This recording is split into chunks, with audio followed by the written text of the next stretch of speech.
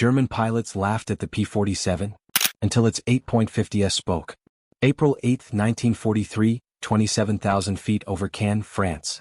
Through the crystal-clear canopy of his Focke-Wulf 190A5, Oberleutnant, First Lieutenant, Ralph Hermican watched a strange sight below, a tight formation of heavy American fighters clawing their way up toward him. He couldn't hide a smirk behind his oxygen mask. "They've sent flying milk bottles," he radioed to his wingman, laughing at the huge Republic P-47 Thunderbolts struggling to gain altitude. 16 P-47C fighters from the U.S. 4th Fighter Group were indeed climbing hard, their 2,000 horsepower Pratt & Whitney R-2800 double Wasp engines hauling nearly 7 tons apiece into thin air. To German pilots used to sleek, quick-climbing opponents, these big Americans looked ridiculous.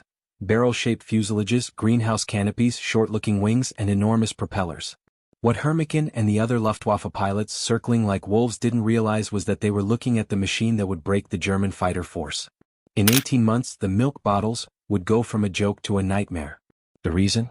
8 synchronized .50 caliber Browning machine guns, 3,400 rounds on board, a combined rate of fire around 6,000 rounds per minute, and enough concentrated lead to saw a fighter in half in under 2 seconds when properly set to converge. That April morning, Major Donald Blakesley, commander of the 335th Fighter Squadron, a former RAF Eagle Squadron ace who'd only just left his Spitfire, spotted the Germans. He already understood what many of his men did not.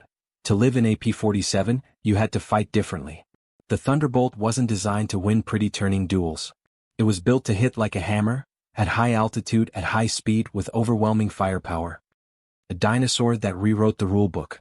The P-47 was born from a June 1940 panic when German fighters blew through France.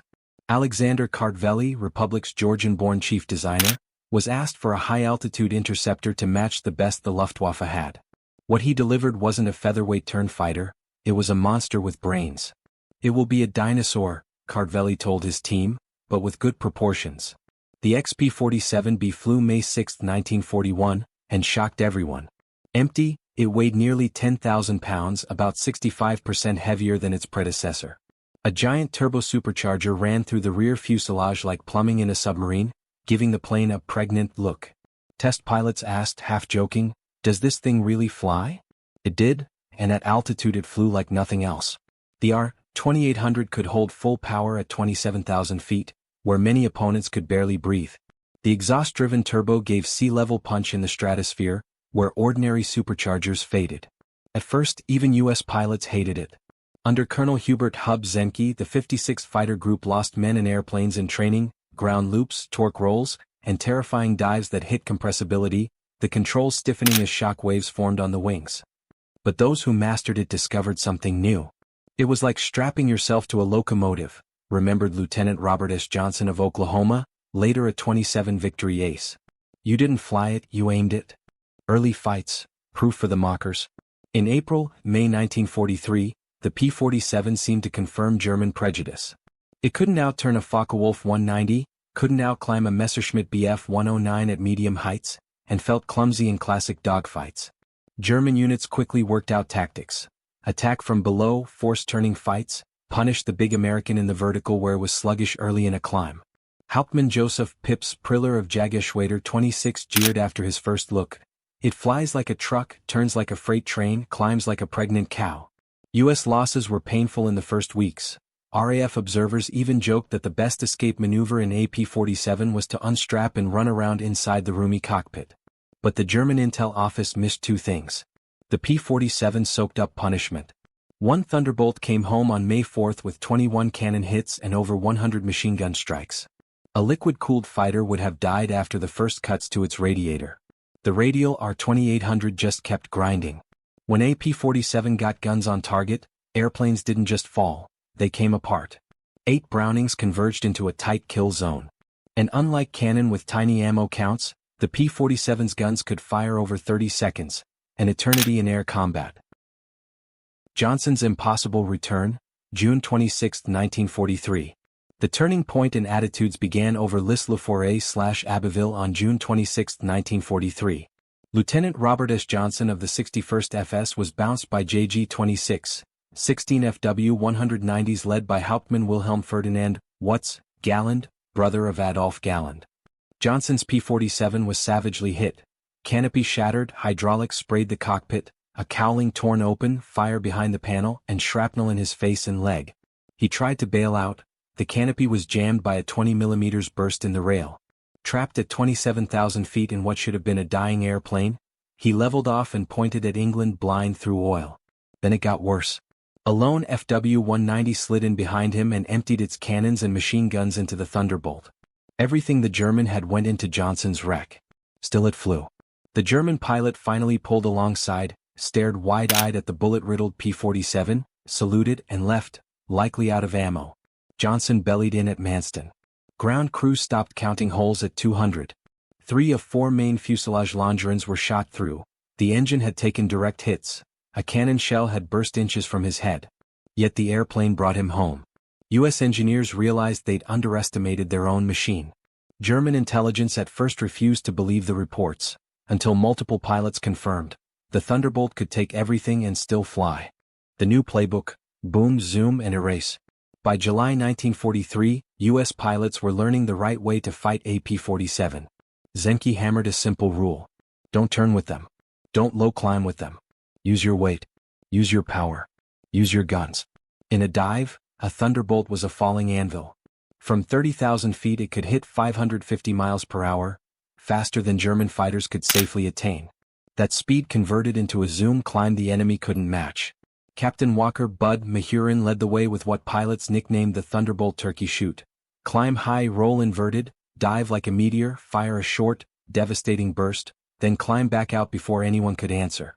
Surviving Luftwaffe pilots called it hitting a wall of lead.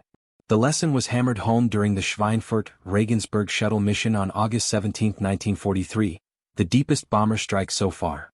Major David Schilling and his 62nd FS pounced on Bf-110 bomber destroyers setting up to rip apart the B-17s. In seconds, the heavy twins disintegrated under the mast .50s. Where German cannon offered short, precise bursts, American .50s delivered long, overlapping streams that cut airplanes to pieces. Convergence mattered. With 425 rounds per gun, 3,400 total, set to meet around 300 yards, all 8 streams merged into a rough 6-foot circle. At that distance, a 2-second burst poured hundreds of half-inch projectiles at nearly 2,900 feet per second. Colonel Francis Gabby Gabreski put it bluntly: hit with all 8 and the airplane doesn't just go down, it explodes. Altitude was the Thunderbolt's kingdom. By September 1943, the Luftwaffe learned another hard truth: the P-47 got better the higher it went. The turbo-supercharged R-2800 kept its muscle above 30,000 feet, while German engines with mechanical superchargers faded above 25,000. On October 8, 1943, Oberleutnant Hans Philipp, one of Germany's great aces with 206 victories, was leading Jagerschwader 1 against a high B-17 stream when 56th FG Thunderbolts dived from 32,000. Robert Johnson, now combat-seasoned, fired at 300 yards with a 30-degree deflection. The FW-190 exploded. If a star like Philipp could be swept away at altitude, what chance did average pilots have? A report to Reichsmarschall Hermann Göring in late 1943 was grim. The P-47 had a service ceiling beyond 42,000 feet, near-sonic dive speeds, heavy armor, steel behind the pilot, thick bullet-resistant glass, shielding around the engine, and astonishing durability. Shooting one down is extremely difficult. The paddle blade leap. In January 1944, the P-47D-22 arrived with a massive 13-foot Hamilton Standard hydromatic paddle blade propeller. Climb jumped from about 2,200 to 3,000 feet per minute at sea level, acceleration improved, and the airplane bit the air harder. German veterans noticed immediately. Heinz Nock of JG-11 wrote that the fat Americans had learned to climb, and were now keeping up to 30,000. Pilots who expected to simply pull away found themselves caught and blown apart. The new prop also changed the sound. At high power the blade tips neared supersonic speed, creating a deep, rolling thunder German troops could recognize from miles away. They nicknamed it Donnerschlag, thunderclap. By March 1944, with dropped tanks, Thunderbolts could escort deep into Germany. The Luftwaffe tried to punch through to the bombers anyway, and paid. Even as the P-51 Mustang took over the longest escorts, the P-47 moved into a new role where it became utterly terrifying. The most feared fighter bomber. As the Allies prepared for D-Day, P-47 groups pivoted hard into ground attack. The 8.50s that shredded fighters also chewed through trucks, locomotives, and thin armor. Then came bombs and rockets. A P-47D-25 could carry two 1,000-pound bombs under the wings and a 500-pound bomb on the belly, a bomb load like an early war medium bomber. Later versions added up to 10 5-inch HVR rockets, each like a 105mm artillery shell. German soldiers learned to fear the low, roaring approach, the scream of rockets, and the hammering .50s. One Panzer Grenadier officer at Normandy described a truck column vanishing in a single pass. The psychological effect was severe. The Germans' nickname, J-bows, fighter bombers, didn't fully capture it. These were flying artillery with sniper accuracy. June 6, 1944, D-Day. More than 500 P-47s stacked from sea level to the stratosphere formed an air umbrella over the beaches. Few German fighters even made it to the invasion coast. Oberleutnant Wolfgang Fischer of Jagdgeschwader II was one of only 3 who reached the beachhead. The sky belonged to the Americans. 12 of us left at dawn. I was the only one to return. 4 weeks after, P-47s choked German movement by day. The numbers were staggering: hundreds of locomotives, thousands of trucks and vehicles destroyed. The Wehrmacht was forced onto night roads, strangling its ability to respond. The Pacific learns the same lesson.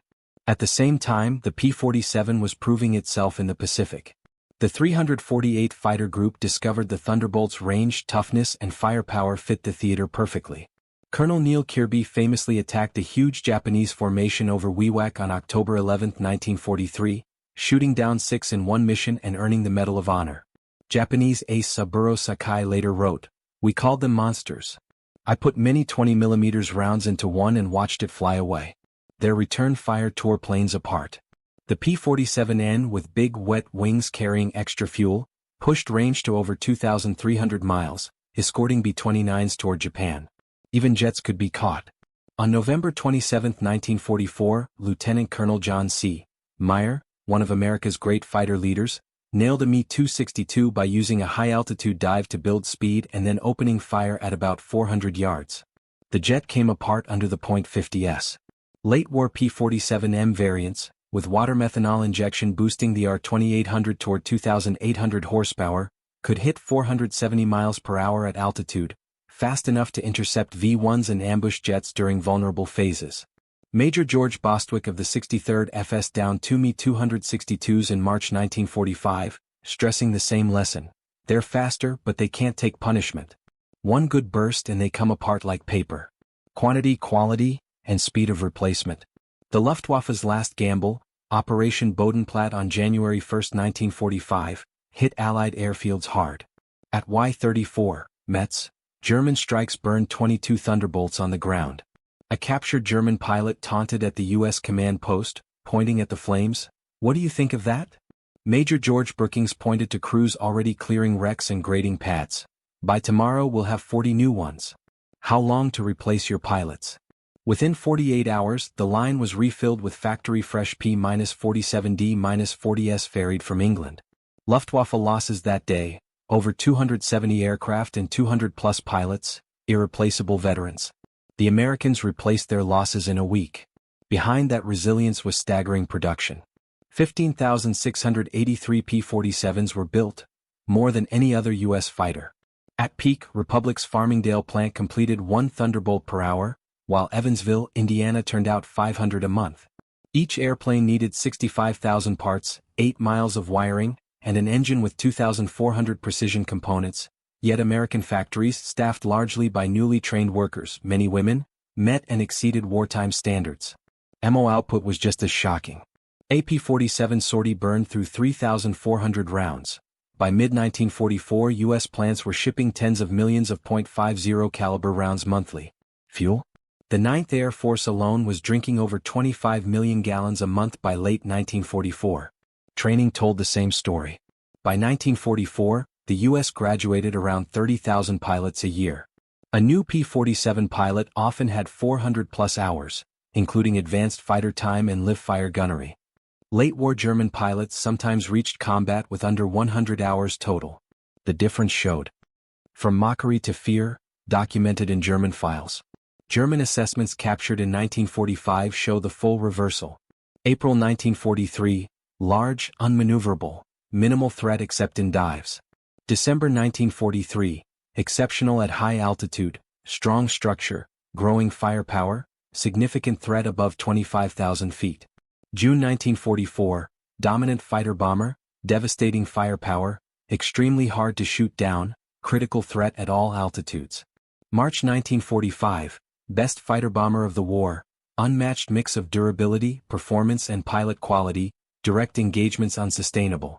Even frontline aces changed their tune. Gunther Rall, 275 victories, recalled being badly wounded by P-47s on March 6, 1944, then later admitting the reality, they came down like an avalanche, solid streams of fire. Joseph Pips Priller, who'd once mocked the P-47, later conceded, they carry bombs like a bomber, fire rockets like artillery and still fight like a fighter. D-Day to war's end, the scoreboard. By the end, the numbers were beyond dispute. In Europe, 3,752 German aircraft shot down in the air, 3,315 destroyed on the ground. On transport and armor, tens of thousands of trucks, rail cars and thousands of locomotives and armored vehicles wrecked. In the Pacific, hundreds of Japanese aircraft downed and countless vehicles and vessels destroyed. The 9th Air Force, mostly P-47 units, flew 213,873 combat sorties, dropped 120,000 tons of bombs, fired 135 million rounds, and launched 60,000 rockets, while keeping one of the lowest loss rates among Allied fighter bombers. Thunderbolt units posted about a 4.6 to 1 air-to-air kill ratio. Behind the figures were people. The Luftwaffe lost tens of thousands of pilots in the West, many to concentrated .50 caliber fire. By war's end, an average German newcomer might have under 30 combat hours.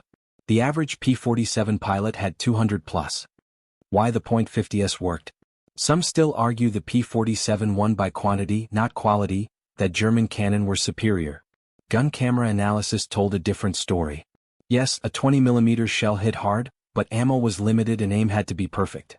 The P-47's 8 Brownings created a probability cloud, dense enough that even with imperfect deflection, dozens of rounds hit in a 1 to 2 second burst. U.S. armor-piercing incendiary ammunition often penetrated before igniting, burning hot enough to set aluminum and fuel alight. German shells could produce spectacular flashes that sometimes looked worse than they actually were. And the airplane itself? It was overbuilt on purpose, wing spars rated far beyond load, armor where it mattered, duplicated control cables, heated guns, boosted feeds to prevent jams and adjustable convergence to match each pilot's style. It was a pilot's aircraft wrapped in armor. The verdict, even from the other side. Years later, at a 1985 reunion in Arizona, General Adolf Galland, the former head of the Luftwaffe fighter arm, summed it up. We laughed in 1943. We were wrong. The Americans didn't build a European fighter, they built an American one, designed for production, firepower, and survivability. In a war of attrition, the machine that can take punishment and deliver devastating fire wins. They built over 15,000 of them while fighting a two-ocean war. We never had a chance. At the U.S. Air Force Museum in Dayton, Ohio, a restored P-47D sits with a strip of gun camera film showing a Focke-Wulf 190 coming apart under .50 caliber fire. A captured German quote nearby reads, "We laughed when we first saw them, fat, ugly fighters that couldn't turn or climb. We stopped laughing when we realized they didn't need to. They just pointed those guns and you ceased to exist." The P-47 Thunderbolt entered combat as a joke and ended the war as a force of annihilation. Between those points, 8 Brownings rewrote air combat, and the laughter died in the storm of lead.